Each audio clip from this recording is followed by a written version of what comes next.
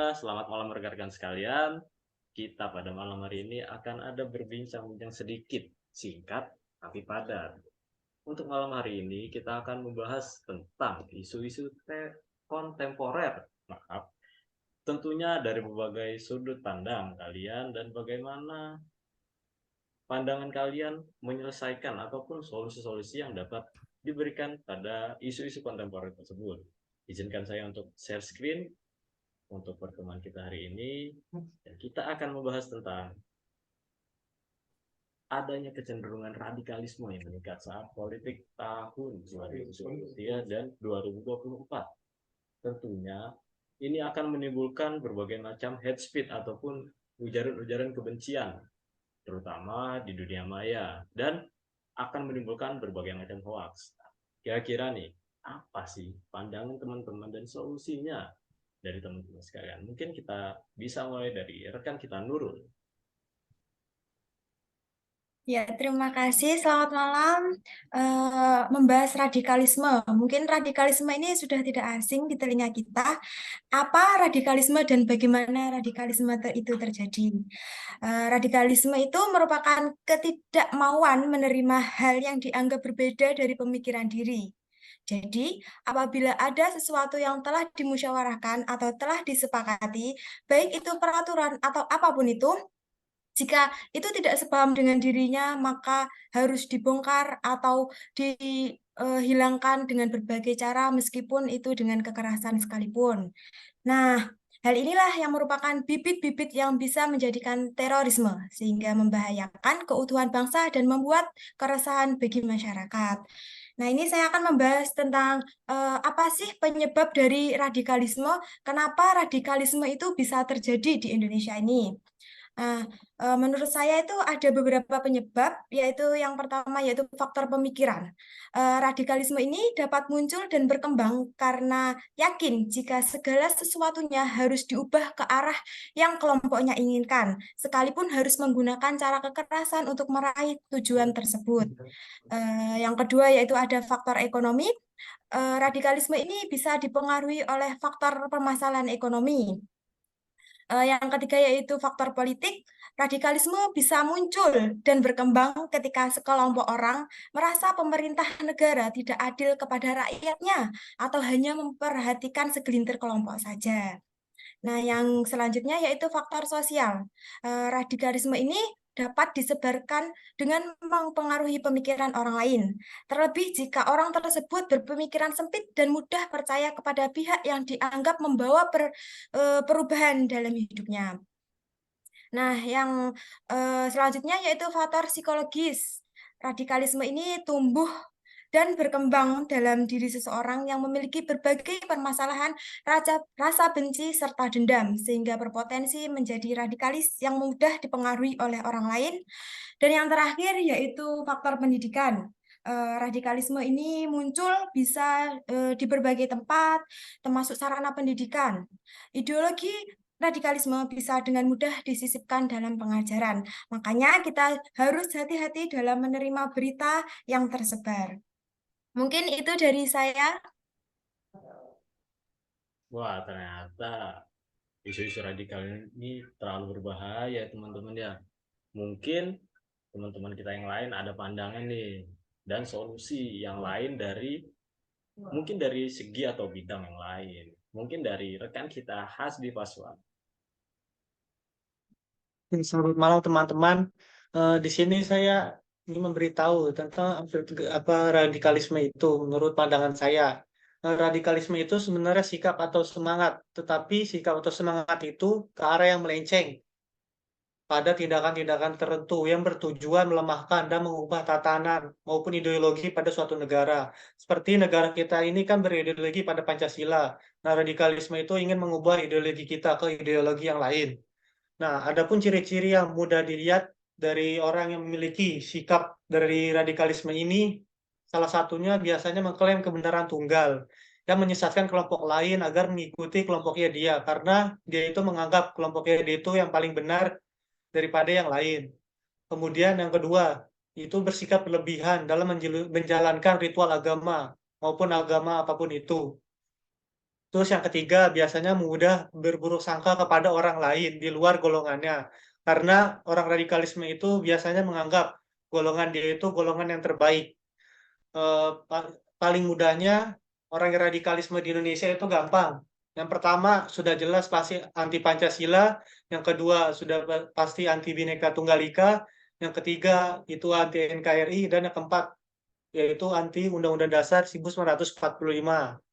Adapun solusi yang bisa kita lakukan untuk mengatasi radikalisme ini, seperti menghormati pendapat orang lain, menghargai orang lain dalam menjalankan ibadahnya sesuai ajarannya masing-masing. Kemudian saling memperlakukan manusia itu secara manusiawi dan penuh persaudaraan. Kemudian menjauhi sikap saling mengkafirkan dan tidak membalas pengkafiran orang lain. Terus adapun peraturan atau undang-undang yang telah ditetapkan Presiden untuk mengatasi radikalisme ini. Itu ada 4. Yang pertama UU Nomor 15 Tahun 2003 tentang pemberantasan tindak terorisme. Yang kedua ada Undang-Undang Nomor 3 Tahun 2002 tentang pertahanan nasional. Yang ketiga ada Undang-Undang Nomor 17 Tahun 2013 tentang organisasi kemasyarakatan yang melarang ideologi kontra Pancasila. Dan yang terakhir adalah Peraturan Presiden Nomor 12 Tahun 2022 tentang pertahanan nasional penanggulangan terorisme. Intinya balik ke diri kita sendiri lagi, bagaimana cara kita menanggapi radikalisme itu tersebut. Kita harus dapat memvalidasi hal-hal yang dari luar, kita belum ketahui apakah itu sesuai dengan ideologi Pancasila atau tidak. Mungkin itu pendapat saya tentang radikalisme.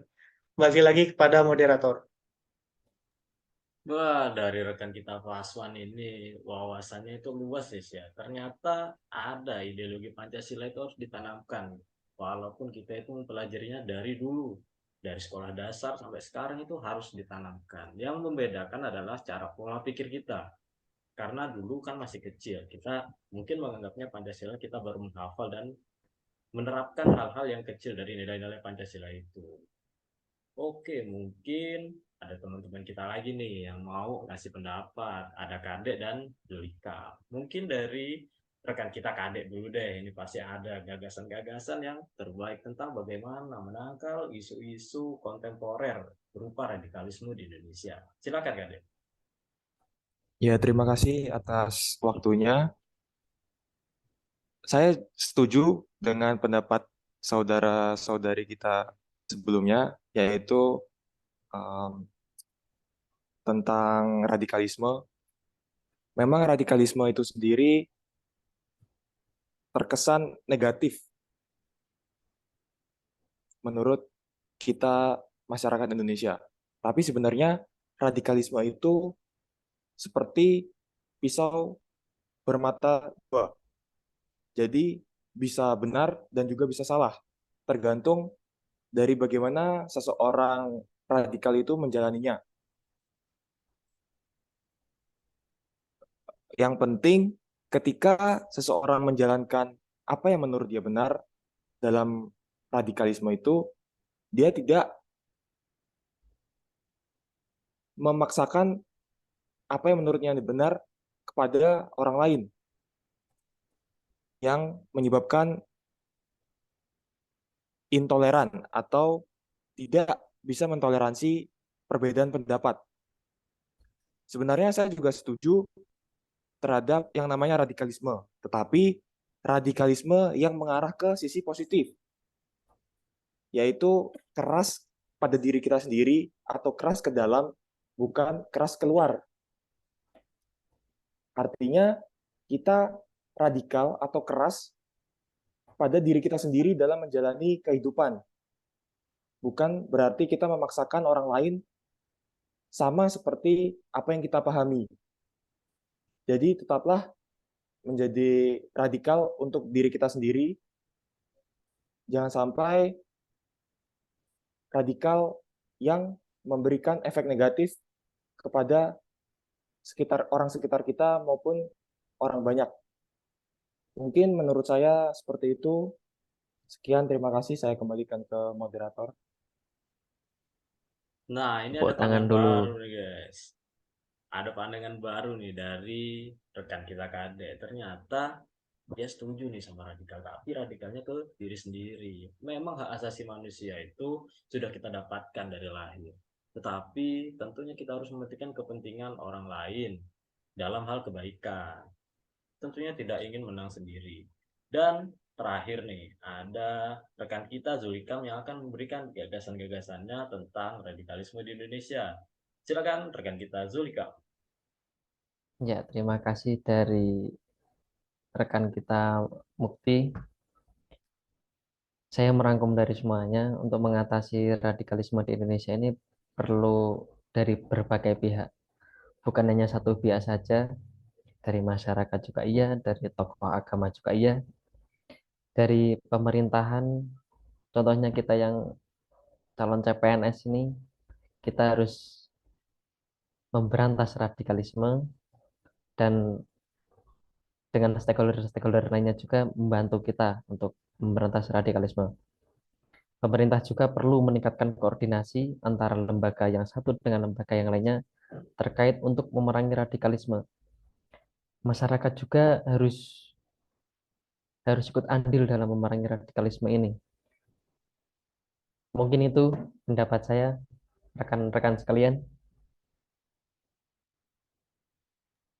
Nah, setelah konklusi ataupun ringkasan dari rekan-rekan kita semua yang langsung dirangkum dan diberikan dari bahasa yang lain oleh saudara kita Zulhikam. Mungkin dari pembahasan rekan-rekan nih kan udah bahasin semua nih. Mungkin ada satu nih yang bisa narik apa gitu yang bisa ditambah tentang eh, solusi untuk isu kontemporer berupa radikalisme di Indonesia. Pada dari rekan-rekan sekalian, dipersilakan. Izin mungkin saya akan menambahkan tentang siapa, kapan, dan di mana radikalisme itu terjadi. Untuk siapa yang melakukan radikalisme itu bisa terjadi pada semua orang. Oleh karena itu, pengetahuan terkait bagaimana agar kita terhindar dari radikalisme itu penting.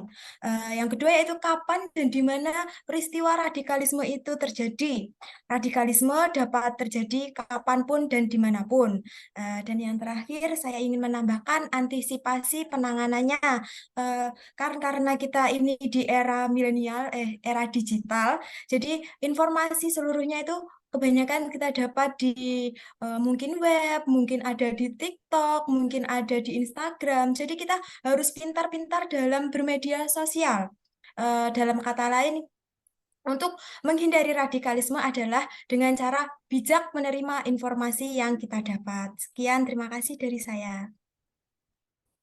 Nah, setelah ditarik kesimpulan dari rekan kita Nurul, kira-kira untuk memahami apa itu radikalisme dan bagaimana tentang penanggulangan radikalisme itu sendiri, ternyata cukup menggunakan rumus 5W plus 1H pada rekan-rekan agar mudah tentang bagaimana dan apa itu radikalisme, terutama yang terjadi di Indonesia.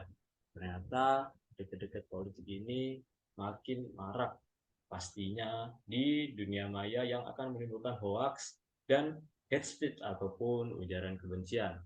Mungkin itu yang dapat kita sharing pada malam hari ini. Terima kasih kepada rekan-rekan sekalian, sangat bermanfaat ilmu dan semoga ini nantinya dapat menjadikan tolak ukur kita untuk menjadi yang lebih baik dan dapat kita terapkan dalam kehidupan sehari-hari.